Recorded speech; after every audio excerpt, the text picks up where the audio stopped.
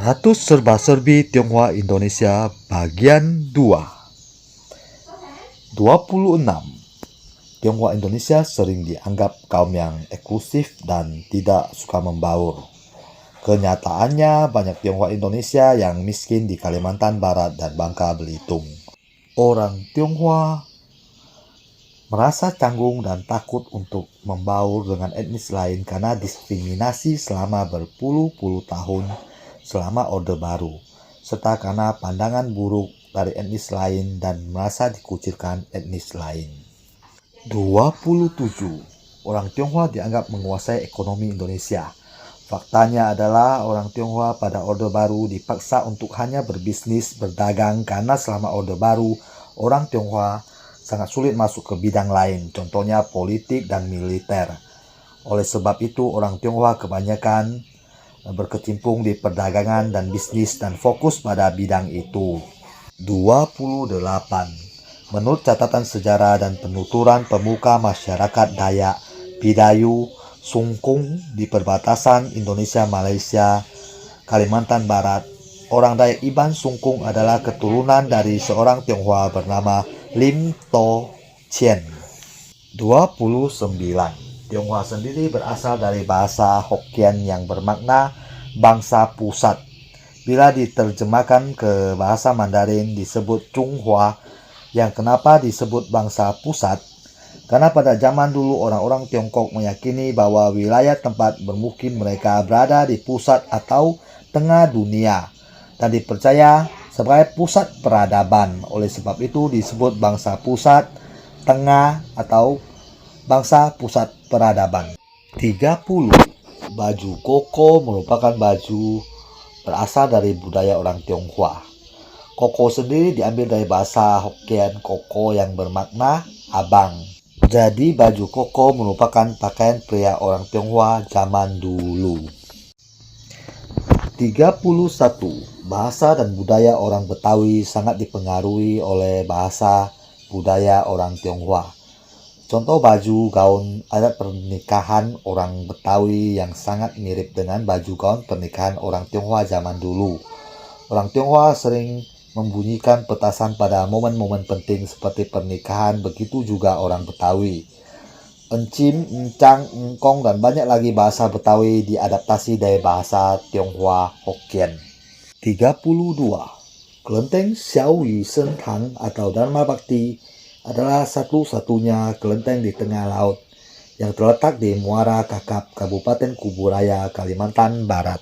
33. Rumah bersejarah di Jalan Kramat Jaya 106 Jakarta milik seorang Tionghoa bernama Xie Kok Leong, dan rumah di Kampung Bojong Renggas Dengklok milik seorang Tionghoa pasukan peta pembela tanah air bernama Jiao Qisiong adalah dua rumah yang memiliki peran penting dalam Sumpah Pemuda dan Deklarasi Kemerdekaan Indonesia. 34. Peraih medali emas Olimpiade pertama Indonesia berasal dari seorang wanita Tionghoa, yakni Susi Susanti, pada Olimpiade Seoul 1988 dari cabang olahraga bulu tangkis. 35. DKI Jakarta adalah kota dengan populasi etnis Tionghoa terbanyak di Indonesia. 36. Kali Angke di Jakarta Barat diambil dari bahasa Hokkien yang berarti kali merah. Konon katanya kali ini dinamai Kali Angke karena darah orang Tionghoa yang memerahkan kali ini akibat pembantaian karena melawan penjajah Belanda. 37.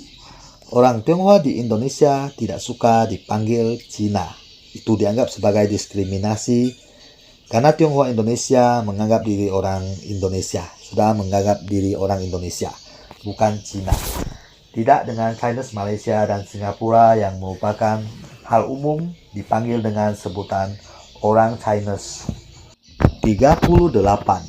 Bangka Belitung adalah pulau penghasil timah. Orang-orang Tionghoa zaman dulu dalam jumlah banyak didatangkan ke Pulau Bangka Belitung pada masa Kesultanan Palembang Darussalam di perintah Sultan Mahmud Badarudin I Jayawikramo pada tahun 1724 hingga 1757 dan masa Sultan Ahmad Najamuddin Adi Kusumo tahun 1757 hingga 1776. Orang-orang Tionghoa dipekerjakan sebagai pekerja tambang timah. Namun dari catatan sejarah, orang Tionghoa sudah datang ke Sumatera, terutama Palembang, jauh sebelum itu, tepatnya pada masa kerajaan Sriwijaya.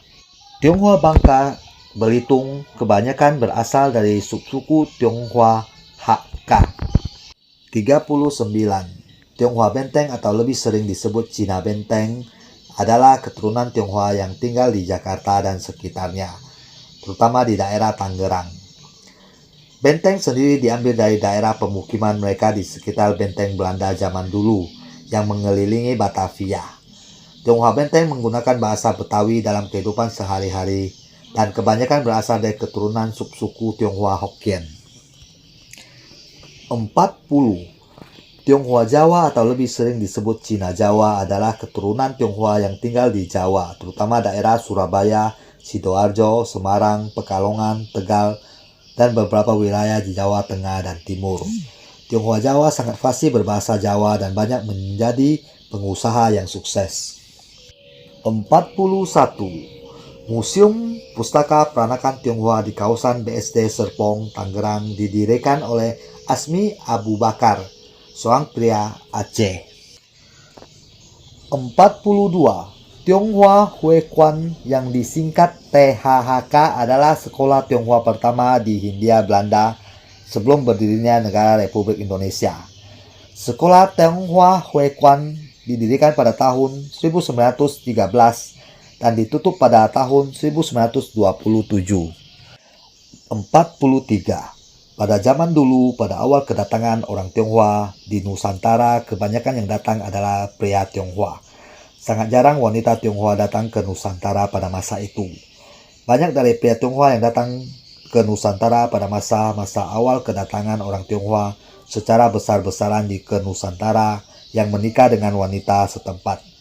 Jadi pernikahan campuran sudah ada sejak zaman dahulu. 44. SPKRI Surat Bukti Kewarganegaraan Indonesia dibuat pada tahun 1958 pada masa pemerintahan Presiden Soekarno dan baru benar-benar dicabut pada tahun 2000 oleh Presiden Gus Dur. Sebenarnya SPKRI sudah dicabut pada tahun 1996 oleh Presiden Soeharto, namun masih tetap ada di birokrasi pemerintahan hingga benar-benar dicabut oleh Presiden Gus Dur. SPKRI adalah dokumen yang wajib dimiliki orang keturunan Tionghoa pada masa itu dan merupakan bentuk pengkotakan, pendiskriminasian, dan membedakan orang-orang Tionghoa dengan etnis lainnya. 45. Chong Afi adalah seorang Tionghoa yang merupakan bankir, pengusaha yang sangat sukses di bidang perkebunan dan kapitan Tionghoa. Ia lahir pada tahun 1860, meninggal di tahun 1921. Ia adalah pengusaha yang sangat sukses di Sumatera, yang terkenal dengan kedermawanannya. Chong Afi lah yang menyumbang menara lonceng di gedung Balai Kota Medan Lama, menyumbang pembangunan Istana Maimun, Gereja Uskup Agung Sugio Pranoto, kuil Buddha di Brian, kuil Hindu untuk warga India, membangun Batavia Bank, Delhi Bank, membangun jembatan kebajikan di Jalan Zainul Arifin, membangun rumah sakit Cion Jijan, dan banyak lagi jasa beliau untuk kota Medan. 46. Republik Lanfang yang terletak di Mandor, Kalimantan Barat adalah pemerintah republik pertama di Nusantara yang didirikan oleh perantau Tiongkok, terutama orang-orang Hakka. Republik Lanfang didirikan oleh Lo Fong Pak pada tahun 1777 dan dibubarkan oleh Belanda pada tahun 1884. Republik Lanfang menggunakan sistem pemerintahan demokratik. 47. Kebanyakan orang Tionghoa Indonesia tidak pandai menggunakan sumpit. Malah sebaliknya sering menggunakan tangan, sendok, dan garpu ketika makan. Itu sangat berbeda dengan orang Tiongkok. 48. Peta penyebaran subetnis Tionghoa di Indonesia. Orang Hakka banyak di Kalimantan Barat, Jakarta, Aceh, Sumatera Utara, Batam, Sumatera Selatan, Bangka Belitung, Lampung, Jawa, Banjarmasin, Sulawesi Selatan, Manado, Ambon, dan Jayapura. Orang Hainan banyak di Pekanbaru, Batam, dan Manado.